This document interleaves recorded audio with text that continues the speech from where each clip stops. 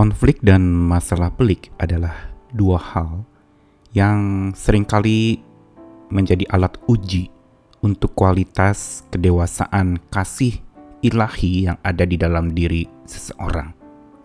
Bicara tentang kasih dan cinta sejati, kita berbicara tentang kasih ilahi. Karena kesejatian cinta manusia semua serba terbatas, tetapi kesejatian cinta hanya ada dan dimiliki oleh Allah, Sang Maha Esa yang penuh kuasa, yang kasih sayangnya tak terbatas, dan dengan bijak dapat memperlakukan kasih itu serta melakukan kasih itu dengan tepat sesuai dengan apa yang Dia kehendaki. Dan karena itulah berguru kepada Tuhan menjadi sangat penting untuk supaya kasih ilahi itu menjadi nyata di dalam hidup kita. Dan makin menelusuri akan kualitas kasih ilahi, kita akan terkejut karena justru kasih ilahi adalah kasih yang paling manusiawi. Maksudnya apa? Maksudnya adalah bahwa Allah di dalam menyatakan kasih-Nya kepada manusia, Dia sangat-sangat menghargai, Dia sangat-sangat memperlakukan manusia dengan tepat, dengan benar, pada porsi yang seharusnya. Dan menolong manusia itu adalah menjadi tabiat sehari-hari Tuhan kepada kita semua, orang yang percaya kepada Tuhan. Namun pada faktanya kita menemukan kalau kasih antar manusia itu sesungguhnya adalah kasih yang penuh dengan kelahi. Bukankah kita temukan di mana-mana ada konflik, orang yang hidup bersama, keluarga, kakak beradik, orang tua dan anak, suami istri apalagi, mertua dan menantu juga sering mengalami yang namanya konflik, akhirnya berbuahkan kelahi. Tapi kasih ilahi justru anti kelahi. Apa maksudnya? Saya Nikolas Kurniawan menemani di dalam Sabda Tuhan yang akan menyapa kita lagi, masih akan meneliti dan menelusuri tentang berlian cinta kasih Tuhan yang makin banyak irisannya, makin berkilau, makin menyala luar biasa, dan makin menunjukkan karakteristik yang tak ada bandingnya, tak ada tandingannya dari kasih yang berasal dari manusia yang serba terbatas dan seringkali justru mengecewakan. Ayat yang akan saya bacakan hari ini adalah dari 1 Korintus pasal 13 ayat yang kelima. Dari versi mudah dibaca, saya akan bacakan kasih itu tidak kasar, tidak memikirkan diri sendiri, tidak mudah marah, tidak mengingat-ingat kesalahan yang dibuat orang lain. Melanjutkan karakteristik kasih di dalam 1 Korintus pasal 13, yang tercantum karakteristik kasih itu ada di dalam ayat 4 sampai ke 7, maka ayat 5 ini menunjukkan kasih yang lebih bersifat horizontal, yaitu antar manusia. Tetapi tetap awal mula cikal bakal dan bekal untuk manusia bisa mengasihi itu adalah kasih ilahi. Dan apa yang diungkapkan di sini memang di dalam berbagai versi terjemahan mau menegaskan kepada setiap kita tentang bagaimana kasih ilahi itu terjadi di dalam hidup manusia. Seperti yang tadi saya katakan bahwa kasih ilahi anti kelahi. Berarti kasih ilahi memang tidak menyukai adanya percekcokan, tidak menyukai adanya perceraian, tidak menyukai adanya konflik yang berkepanjangan tanpa pengampunan. Dalam hidup bersama kita, memang kita belajar mengasihi dan dikasihi, tapi kadangkala ada membenci dan dibenci juga terjadi, bukan? Tetapi justru disinilah kasih ilahi memimpin dan mendikte hidup kita, agar kita belajar mengampuni dan diampuni. Ini yang seringkali diabaikan dan dilalaikan oleh banyak orang, yang katanya mengawali segalanya dengan cinta, menjalaninya dengan cinta, mengakhirinya dengan cinta. Tetapi cinta tanpa pengampunan hanya sekedar teori tanpa ada praktek nyata. Pengampunan adalah cinta ilahi, kasih ilahi yang tidak kenal kelahi. Karena apa? Itu dia yang dituliskan di dalam ayat 5 dari 1 Korintus pasal 13. Kasih itu tidak kasar.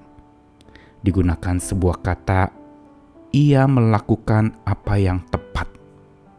Atau kasih itu tidak melakukan hal yang tidak tepat atau tidak pantas. Tidak proper. Dan ini yang seringkali dalam hubungan antara manusia, kekerasan dan kekasaran itu justru seringkali menghiasi. Atau mungkin tidak keras dan kasar dalam kata-kata, tetapi menjadi bungkam 1000 bahasa, diam dan membiarkan orang di dalam kesalahannya. Tidak ada tegur sapa, tidak ada saling mengingatkan. Yang ada justru adalah mengingat-ingat kesalahan orang lain tanpa menyampaikannya, tanpa memberitahukannya, tanpa mengajak dia bercermin dan berkaca.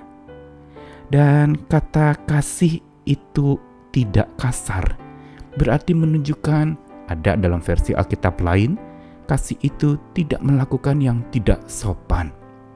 Berarti memang dia sangat santun, kasih yang sangat menghargai orang, kasih yang mengorangkan manusia, menjadikan manusia itu sebagai manusia yang selayaknya dan seyogyanya diperhatikan atau diperlakukan dengan tepat sesuai dengan apa yang Tuhan kehendaki.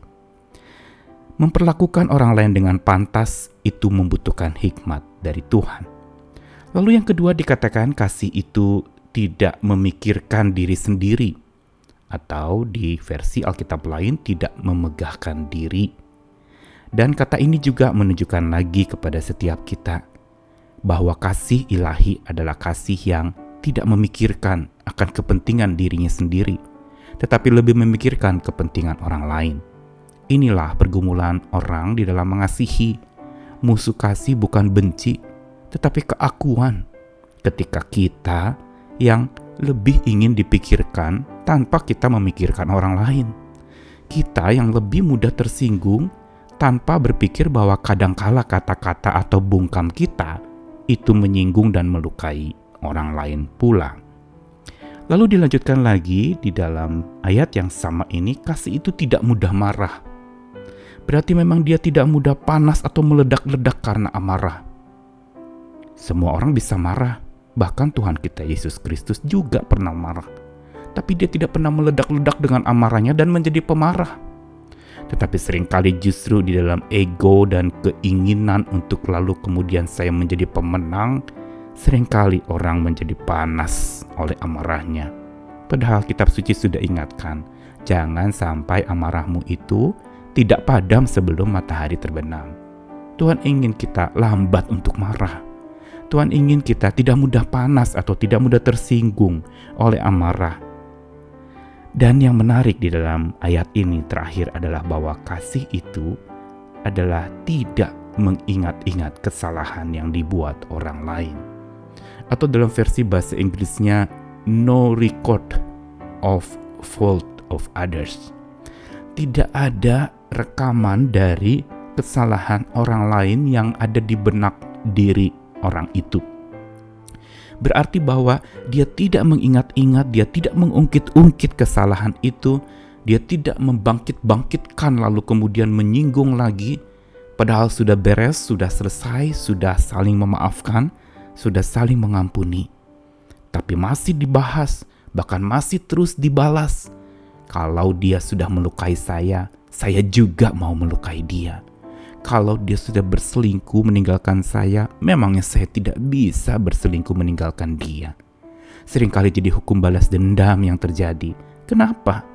Karena kesalahan itu terus disimpan, dicatat, direkam dalam-dalam sampai tidak bisa dan tidak mau dilupakan. Tapi kasih ilahi memampukan kita untuk supaya kesalahan orang itu tidak lagi berbekas di hati kita.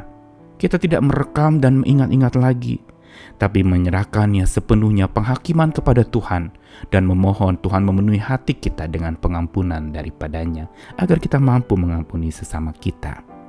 Mari kita praktikkan kasih ilahi yang anti kelahi ini, supaya hubungan kita dengan Tuhan, dengan sesama penuh pengampunan, saling penuh kasih sayang, dan tidak memikirkan diri sendiri. Selamat belajar mengasihi, Tuhan memberkati.